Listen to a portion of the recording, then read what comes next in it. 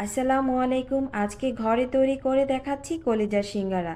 সিঙ্গারা খেতে কিন্তু আমরা সবাই পছন্দ করে থাকি। ডিপ ফ্রিজে কিভাবে সংরক্ষণ করতে পারবেন মাসের পর মাস তা রয়েছে ভিডিওটির মধ্যে। তো ভিডিওটি পুরোপুরি দেখার সবার কাছে অনুরোধ রইল। আশা করি সবার ভালো লাগবে। তো কলিজার সিঙ্গারা তৈরি করার জন্য আমি প্রথমে ভিতরে পুরটা তৈরি করে নেব। একটি প্যানের মধ্যে 1/4 কাপ তেল, 1/4 কাপ পেঁয়াজ কুচি আর একটি তেজপাতা নিয়েছি। এখন কিছুক্ষণ তেলের মধ্যে ভেজে নেব।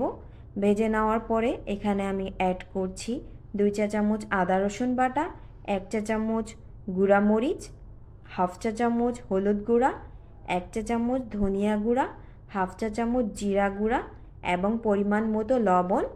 আর এখানে পাঁচফোড়নের গুঁড়া 2 চা চামচ নিয়েছি। এখন এখানে আমি 1 চা চামচ দিয়ে দিচ্ছি, বাকিটা পরে অ্যাড করব। এখন তেলের সাথে কিছুক্ষণ মশলাটা ভেজে নেব।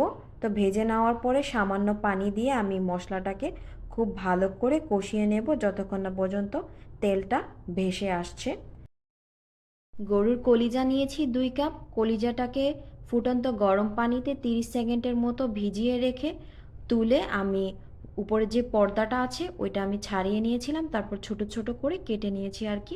এখন মশলার সাথে ভালো করে মিক্স করে আমি 5 মিনিট মিডিয়াম থেকে হাই হিটে রান্না করব। দেখতে পাচ্ছেন কতটা পানি ছেড়েছে, আমি এক্সট্রা কোনো পানি অ্যাড করব না। এখন আবার ঢেকে আমি কলিজাটা সিদ্ধ হয়ে যাওয়ার আগ পর্যন্ত রান্না করব। তো কলিজাটা সিদ্ধ হয়ে গেছে। এখন আমি এখানে অ্যাড করছি সিদ্ধ করে রাখা 4টি আলু। আমি হাতের সাহায্যে এভাবে ভেঙে দিচ্ছি।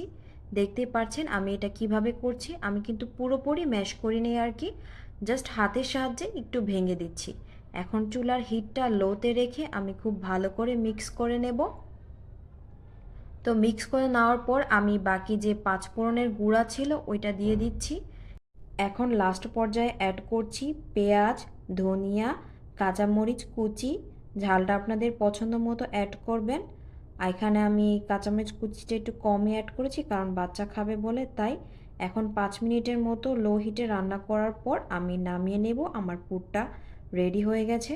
এখন আমি একটা খামির তৈরি করব সিঙ্গারার জন্য। এখানে আমি 2.5 কাপ ময়দা নিয়েছি, 1 চা চামচের মতো আমি কালিজিরা নিয়েছি, পরিমাণ মতো লবণ আর 2 টেবিল চামচ রেগুলার রান্নার তেল। এখন আমি খুব ভালো করে হাতের সাহায্যে ময়দাটাকে তেলের সাথে খুব ভালো করে ময়ান করে নেব। আর অল্প অল্প করে পানি অ্যাড করব আর একটা শক্ত খামির তৈরি করব। সিঙ্গারার খামিরটা কিন্তু একটু শক্তই হয়, তাই সেই দিকে খেয়াল রাখতে হবে যাতে খামিরটা নরম না হয়। তো এভাবে করে আমি অল্প অল্প করে পানি অ্যাড করছি আর দেখতে পাচ্ছেন একটা শক্ত ডো আমি তৈরি করছি। এখন আমি সামান্য উপরে তেল দিয়ে আমি এটাকে 30 মিনিটের মতো রেস্টে রাখবো। তো 30 মিনিট পর এটা কিন্তু আরেকটু নরম হয়ে আসবে।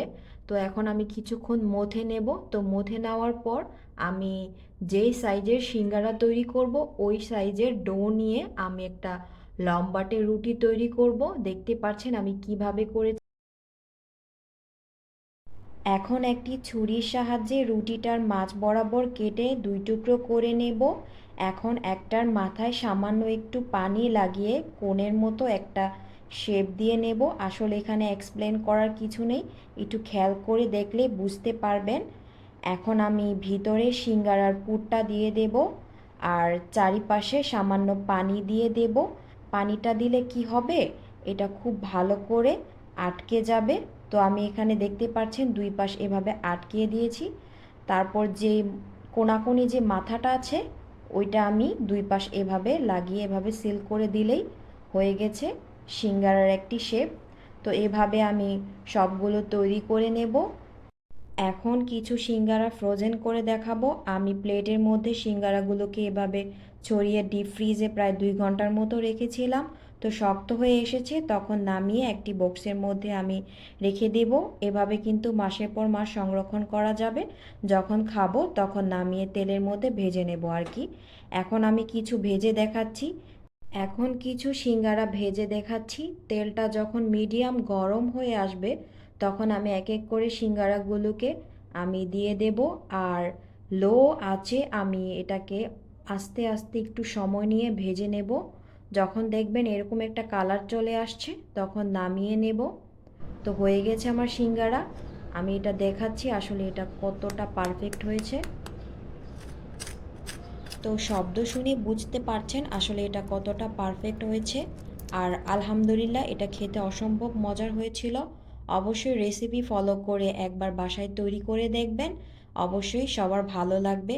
তো আমার রেসিপিটি আপনাদের কাছে কেমন লেগেছে অবশ্যই কমেন্টে জানাবেন। আবার দেখা হবে নতুন কোনো রেসিপির ভিডিও নিয়ে। আল্লাহ হাফেজ।